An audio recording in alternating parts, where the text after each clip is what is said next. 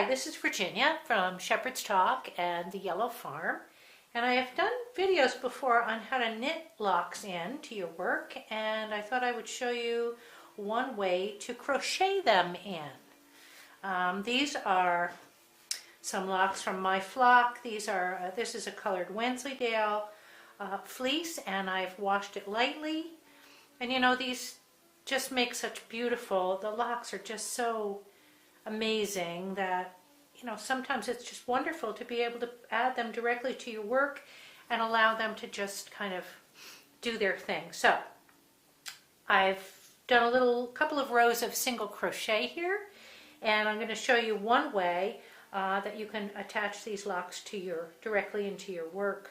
I put the lock in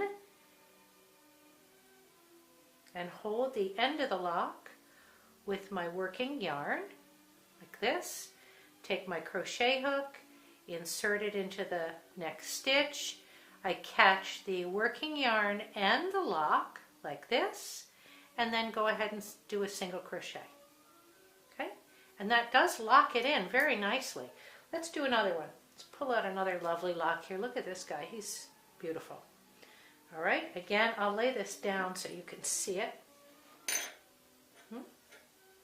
I'm going to take the lock and I'm going to lay it right in front of this next stitch that I'm going to be doing. I'm going to grab my working yarn and the end of the lock. You don't need a lot of lock here on the end.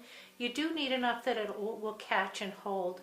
The trick to working these locks in is being sure that when you're done, they're not going to slip right out. Particularly when you work with Wensleydale or Teeswater fiber, it's very slippery. It's lovely. The handle is silky and soft, but it's so slippery that when you're working with it in a knit project or a crochet project, you have to be careful that you're sure you've locked them in so that they don't just all fall out on you afterwards. That's no fun. So again, I'm just taking the end of the lock, that's right here. I'm carrying it with my, kind of hard to see here probably, my working yarn is the white. I'm taking the end of the lock, carrying it right along with my working yarn. You can adjust how much you want this to hang out. I'm just going to insert my hook as usual and catch the working yarn and the end of the lock. And now I'm just going to do a single crochet. Just like that. And there it is. All right, I'm going to do a few more here. Let's do, it's so much fun to choose the locks. Here's one. It's beautiful. Now, I'm not as adept. I don't crochet as much as I knit, so it takes me a little bit longer to do this because my fingers don't always cooperate really well, whereas when I'm knitting it, I find it easy because I've done a lot more knitting than I have with crochet. But that would be a single crochet. Now I'm going to keep working on this so that you can see it's going to make this piece have all these lovely little locks in it. This is the way I like to do it. I like to separate my locks ahead. I don't want anything too short. It'll be really difficult to work with. You don't want anything too fat because that's going to make your piece just really, well, there's a really long white one. I don't think I'll put that in. I'll save that for something else. Here's a brown one. Here's another. So pretty. They're so curly. Don't you just love these locks? Again, I don't want anything too short.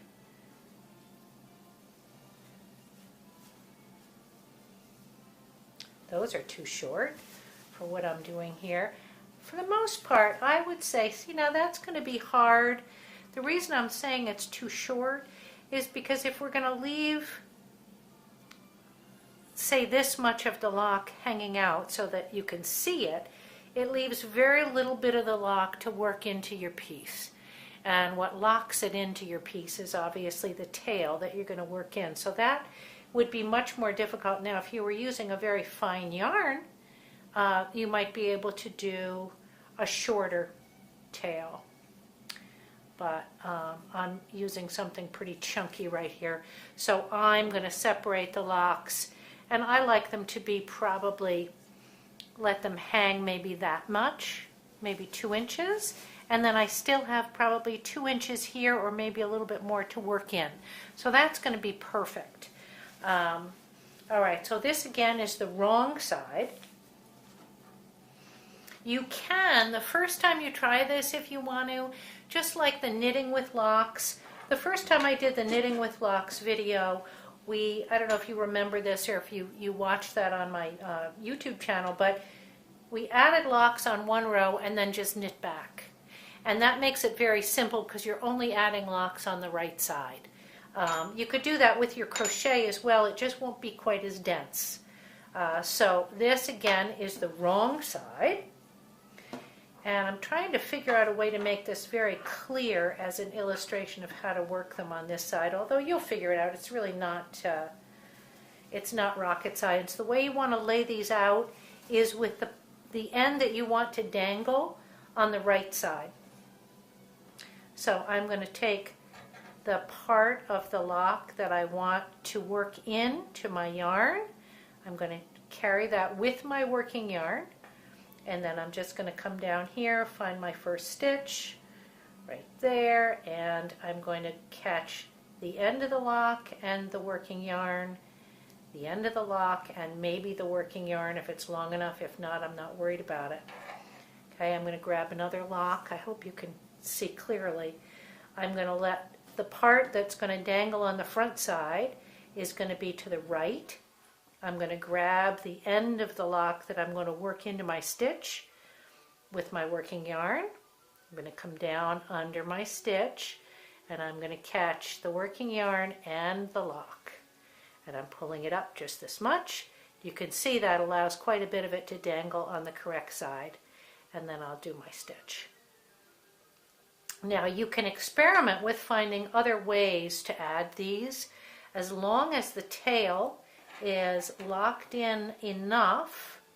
Again, I'm letting the dangly part to stay on my right, and then I'm taking the lock on the left side there, and I'm just going under my stitch and taking the tail end of the lock with the working yarn, and then maybe just the working yarn for that side.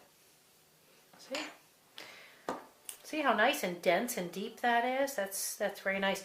And as I say, you may find, you know how everyone sort of has their own style when they're of working with their particular, whether you're knitting, if you like to be more of a European method, whether you like to, everybody sort of finds their own way. How they like to hold things, how they like to work things. All right, this is here, and I'm just going to catch the working yarn. All you're really doing is you're just catching the tail of this lock and working it in with your working yarn. Just the tail end. Under here, I'm going to catch the lock and my working yarn, and then do a single crochet just like that.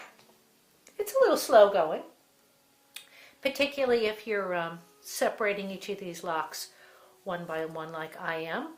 But you know, when you see that, I just love that. I'm just so fascinated by the locks themselves and how beautiful they are and how individual they are, that I love being able to work them directly into a piece of either knitting or crocheting.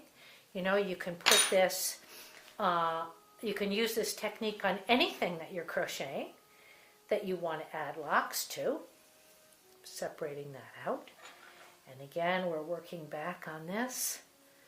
So I'm going to put my tail into my lock, go find my stitch, which can be sometimes a little hard with all this extra locks in there, but you'll find it. 1, 2. Here's the next one.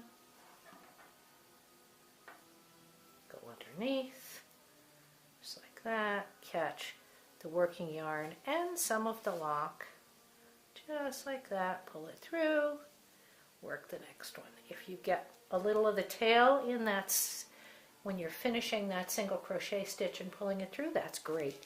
If you don't, it's not a problem. It should stay just fine.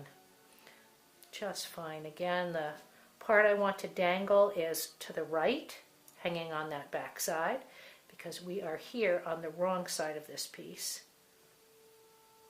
If this kind of freaks you out, don't add locks on your way back, at least in the beginning. Only add locks on the front side. It won't make it all that less dense, and you know, it might be easier to sort of get the hang of this. Now here's the other way. I don't know if you just noticed what I just did, but here's, you know, as I go, I tend to sort of get more comfortable with it myself. Here I'm inserting it first,